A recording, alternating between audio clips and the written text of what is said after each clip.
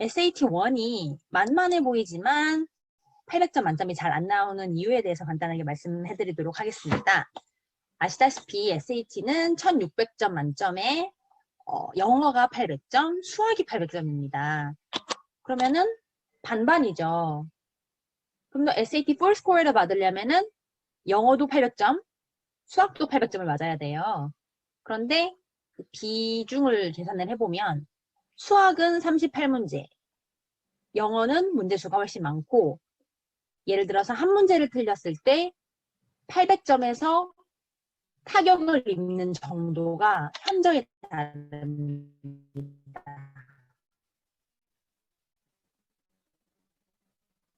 영어 같은 경우에는 한두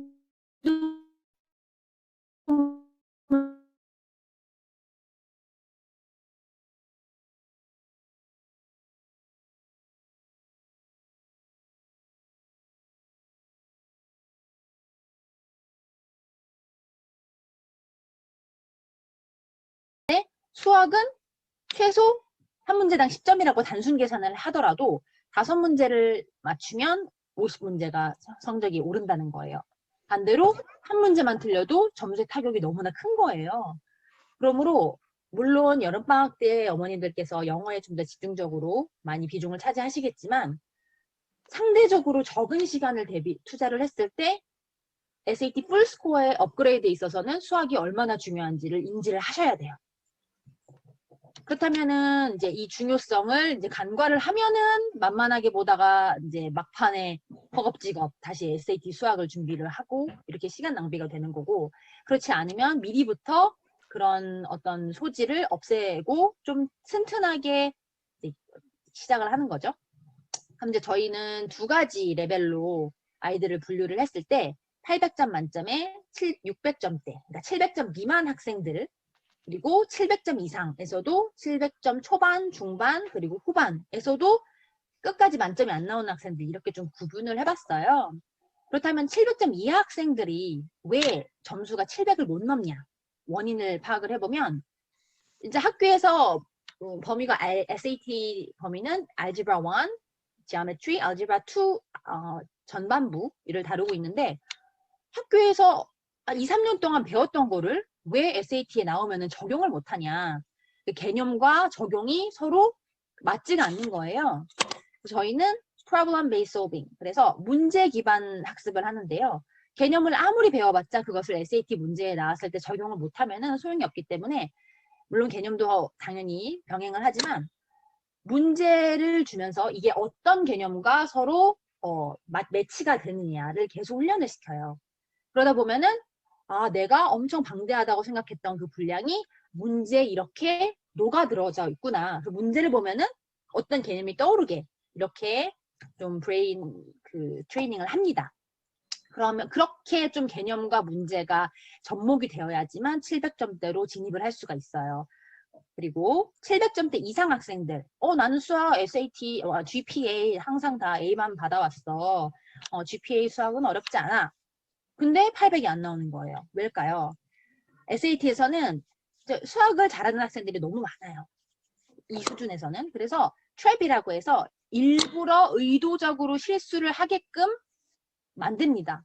그래서 만점을 받는 학생들도 항상 만점 받는 게 아니라 모의고사 볼 때 보면은 꼭 틀려요. 만점 받았는데 다 맞았는데 두세 개 틀려.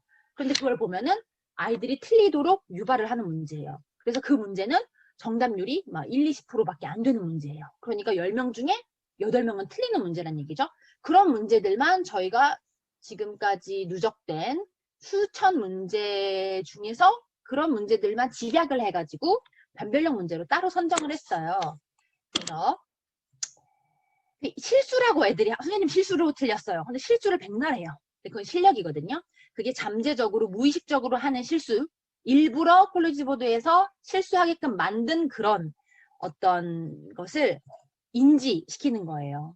계속해서 내가 실수라고 생각했던 것이 그게 아니라 덫에 걸린 거구나를 인지하게끔 만들어줍니다. 그래서 개별 오답 노트도 만들어주고요. 이제 꼭 계단 오답 노트가 아니더라도 보통 틀리는 문제들이 있어요. 그래서 그런 것들을 먼저 하고 그 다음에 이제 좀 1대1 클리닉 같은 거로 더 취약한 것까지 빈틈 없도록 훈련을 시켜주는 게 이제 저희 학원 시스템이기도 하고 저희 학원이 아니더라도 반드시 그런 방식으로 수업을 받으셔야 SAT 풀스코어를 받을 수 있습니다.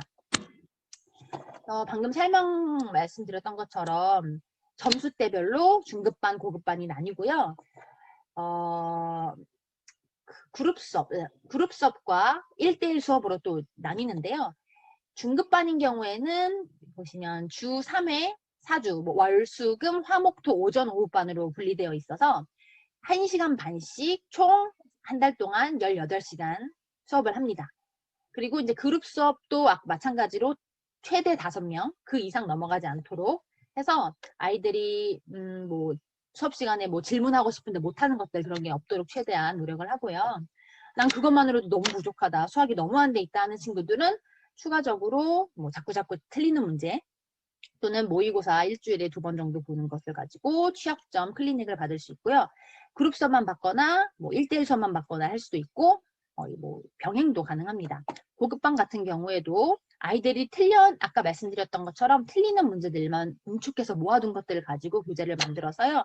6개 유형으로 정리를 했고 이것도 1시간 반씩 2주 동안 이 아이들은 그래도 좀 어느 정도 레벨에 올라와 있는 친구들이기 때문에 짧게 2주 동안 집중적으로 공략을 합니다. 그래서 최소 시간을 가지고 기회비용을 최소로 줄이고 그리고 점수에 있어서는 좀 더 최대 효과를 받을 수 있도록 하고 있습니다.